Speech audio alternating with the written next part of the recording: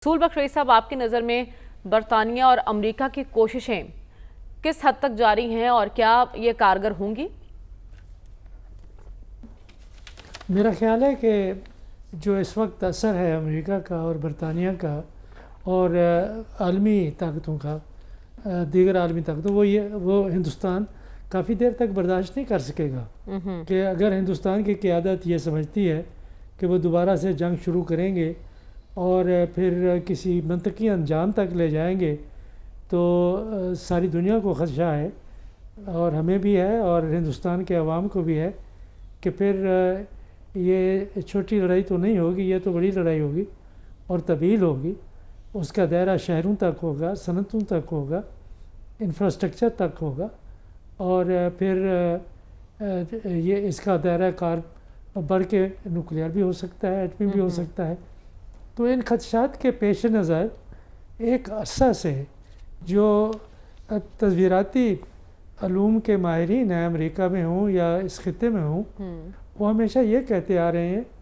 कि जंग किसी सूरत में नहीं होनी चाहिए और रूस और अमेरिका की मिसाल सामने रखते हुए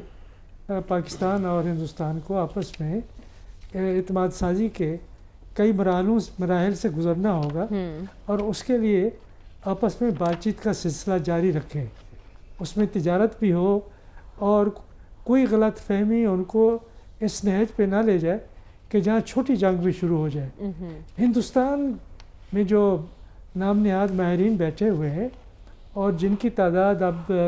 मोदी सरकार में कहीं ज़्यादा है, वो ये समझते हैं कि ठीक है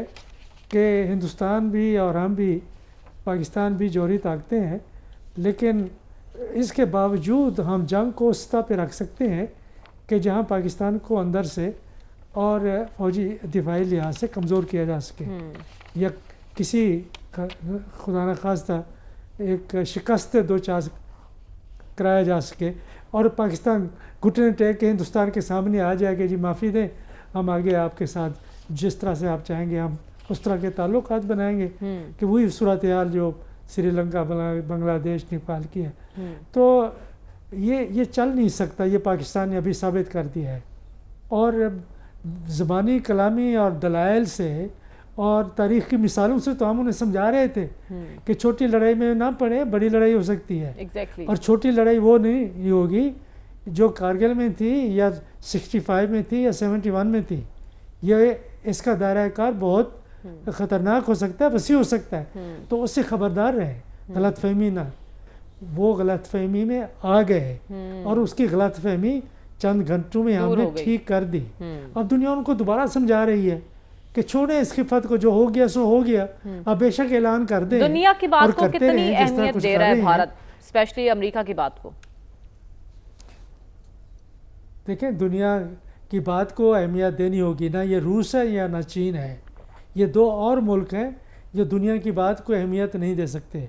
लेकिन हिंदुस्तान की पोजीशन अभी वो नहीं है। ये तो अभी अमेरिका और मगरबी दुनिया का इत्तेहादी बनने की कोशिश कर रहा है और इत्तेहाद के दायरे में उसे ले आए हैं और इस मकसद के लिए नहीं कि आपने पाकिस्तान के ख़िलाफ़ और नेपाल के साथ और श्रीलंका के साथ जंगें करनी है। आपको तो हम एक बहुत बड़े मैदान के लिए तैयार कर रहे हैं, उसी मैदान में आपको रहना चाहिए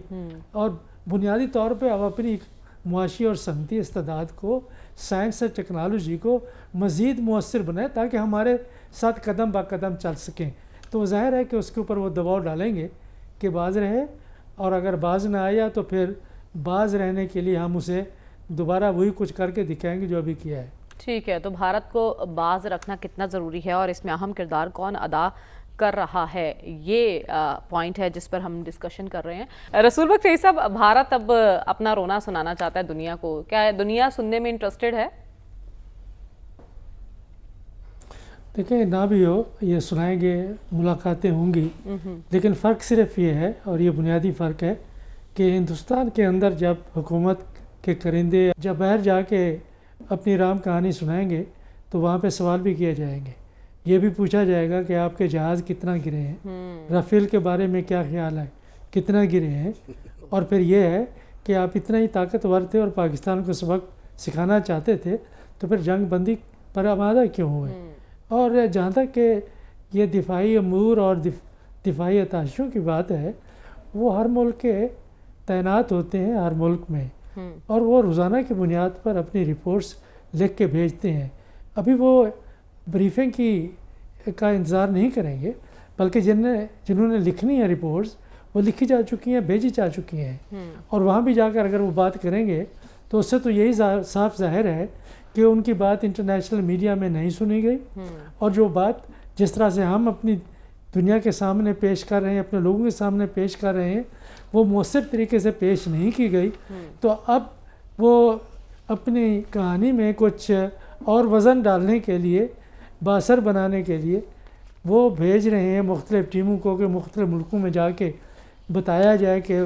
ان کا پلڑا بھاری رہا، پاکستان کو یہ نقصان. ان باتوں میں نہیں سمجھتا کہ وہاں پہ دلچسپی ہوگی. اگر دلچسپی ہوگی تو اس بات پہ ہوگی کہ آخر وہ کون سی وجوہات ہیں جو آپ کو اور پاکستان کو جنگ کے دہانے پہ کھڑی کرتی ہیں، اور یہ کہاں کی، یہ سوال لازمی طور پہ اٹھے گا، یہ کہاں کی دانش مندی ہے کہ آپ بھی ایٹمی طاقت ہیں اور پاکستان بھی ایٹمی طاقت ہے، تو آپ چھوٹی لڑائیاں کرتے ہیں، تو آپ کو اس بات کا کیوں خطرہ نہیں ہے کہ اس سے اسکلیشن ہو سکتی ہے اور ساری دنیا کی سلامتی کو آپ کی جنونیت خطرے میں ڈال سکتی ہے. تو اس سے کیا سمجھا جائے کہ بھارت کی فیصلہ سازی کی صلاحیت متاثر ہو گئی ہے پاک فوج اور ہماری فورسز سے منہ کی کھانے کے بعد